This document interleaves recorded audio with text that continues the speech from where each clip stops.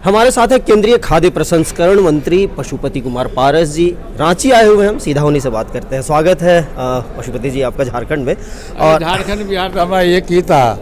आज हम आए हैं। कल भारत सरकार का स्कीम है कि देश में जितने भी बेरोजगार लोग हैं उसमें प्रत्येक साल 10 लाख लोगों को नियुक्ति पत्र देना है। उसी के क्रम में कल पूरे देश में 66 जगह सेंटर बना है और 66 जगह सभी हमारे माननीय मंत्री जी के द्वारा नियुक्ति पत्र दिया जाएगा। उसी में रांची में मुझको भेजा गया है। कल CCL का जो ऑफिस है वहाँ 10:30 बजे ये होगा और उसमें नियुक्ति पत्र दिया जाएगा। ये भारत सरकार का स्कीम है कि प्रत्येक माह 75,000 लोगों को नियुक्ति पत्र दिया जाए और साल में 10 लाख लोगों को। इस जो योजना है 10 लाख लोगों की सालाना देने की, रोजगार देने की, उसमें कितनी सफलता मिली है अभी तक? 100%। ये तीसरा माह है। मैंने 1.5 लाख लोगों को नियुक्ति पत्र मिल गया और कल जब मिलेगा तो 2.25 लाख हो, 2,25,000 लोगों को मिलेगा। और 10 लाख का स्कीम है। एक वर्ष में 12 महीना में 10 लाख लोगों को, जो लोग हमारे बेरोजगार लोग हैं, उनको नियुक्ति पत्र दिया जाएगा। और ये भारत सरकार का बहुत अच्छा स्कीम है ना। इसमें निष्पक्ष भाव से, कोई बेईमानी शैतानी कहीं कुछ नहीं है। निष्पक्ष भाव से जो लोग हैं, जो लोग अप्लाई करते हैं, जो लोग बेरोजगार हैं, उन लोगों को नियुक्ति पत्र दिया जाए। झारखंड में है, हालांकि ठीक है झारखंड और बिहार एक ही हुआ करता था, लेकिन अभी झारखंड में गैर भाजपा सरकार है, JMM की सरकार है। क्या इसको आप कितना अंक देते हैं और किस तरीके से? JMM की सरकार नहीं है, मिली जुली सरकार है। UPA गठबंधन की सरकार कहिए। और जिस आशा और उम्मीद से हमारे स्वर्गीय अटल बिहारी वाजपेयी जी 2000 ईस्वी में बिहार और झारखंड अलग होने की बात थी, उसमें जिस आशा और उम्मीद से किया गया था कि बिहार में से अलग होने के बाद झारखंड में जो गरीब गुरबा लोग हैं, आदिवासी लोग हैं, उसका कल्याण होगा, उस पर झारखंड सरकार खड़ी नहीं उतरी। और ये हमको लगता है कि यहाँ घोटाले पर घोटाला हो रहा है। जैसे खनन घोटाला देखिए, ज़मीन घोटाला देखिए। पूजा सिंघल अभी भी जेल में है, शायद बेल मिला है, जेल में है अभी जमानत, लेकिन जेल में है, आरोप में जेल में है। कई पदाधिकारी उसमें संलिप्त हैं। खुद मुख्यमंत्री पर ED ने शिकंजा कसा और 6 घंटा तक पूछताछ किया। तो इस ढंग से सरकार की जो काम करने का तौर तरीका वो जनता के बीच में अच्छा संकेत नहीं है।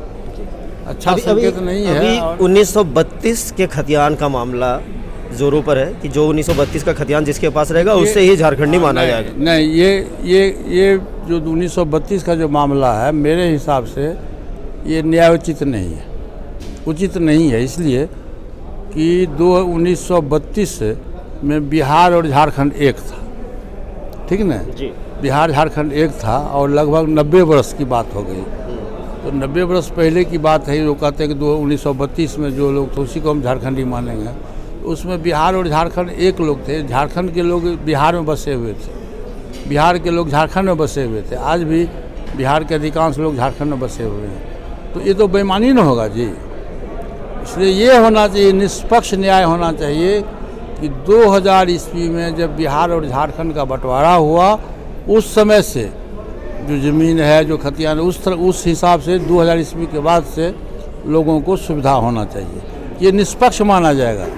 ये पक्षपात सरकार, देखिए सरकार जब बनती है तो सबों की सरकार बनती है। चुनाव होता है तो चुनाव दल के आधार पर होता है, लेकिन जब सरकार बनती है, कोई मुख्यमंत्री होता है तो पूरे स्टेट का मुख्यमंत्री होता है। तो मुख्यमंत्री का कर्तव्य है कि वो पूरे देश का पूरे स्टेट का जो नागरिक है, चाहे किसी जात धर्म का हो, सबको पर नज़र रखना और सबको अधिकार देना।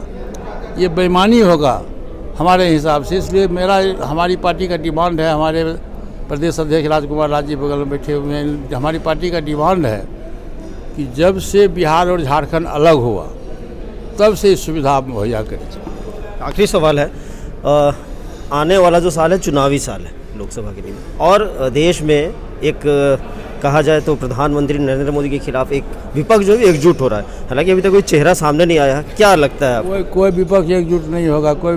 एक अनार है 100 बीमार है। कोई विपक्ष एकजुट नहीं होगा। नीतीश जी भी रेस में शामिल है। हाँ, नीतीश जी से भाई प्रजातंत्र है, डेमोक्रेटिक सिस्टम है देश में। प्रजातंत्र, सबको मौलिक अधिकार है एक वोट देने का, और कोई भी व्यक्ति प्रधानमंत्री का दावेदार हो सकता है, राष्ट्रपति का दावेदार हो सकता है। होने से नहीं न होगा, जनता आपको चाहेगी तब होगा।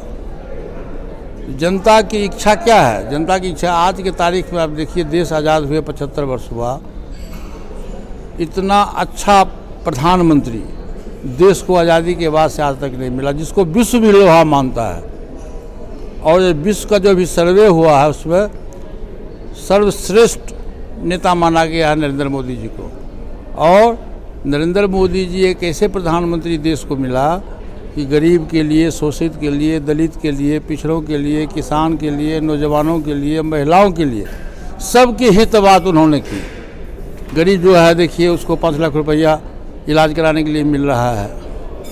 सभी लोगों को मुफ्त में अनाज मिल रहा है। 31 दिसंबर 2023 तक मुफ्त में अनाज मिलेगा।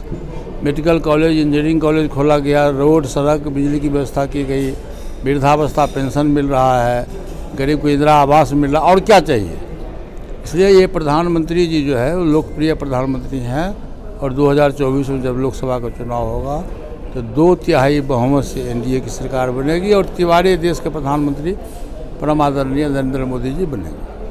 तो ये थे पशुपति कुमार पारस जी, और इनका मानना है कि बिल्कुल भी विपक्ष जो है वो एकजुट नहीं है। और झारखंड के संदर्भ में इन्होंने जो कहा है कि 32 नहीं बल्कि 2000 में जब झारखंड और बिहार का बंटवारा हुआ था, उसी वक्त का जो भी यहाँ पे झारखंड के में रहे वे झारखंडी कहलाएं।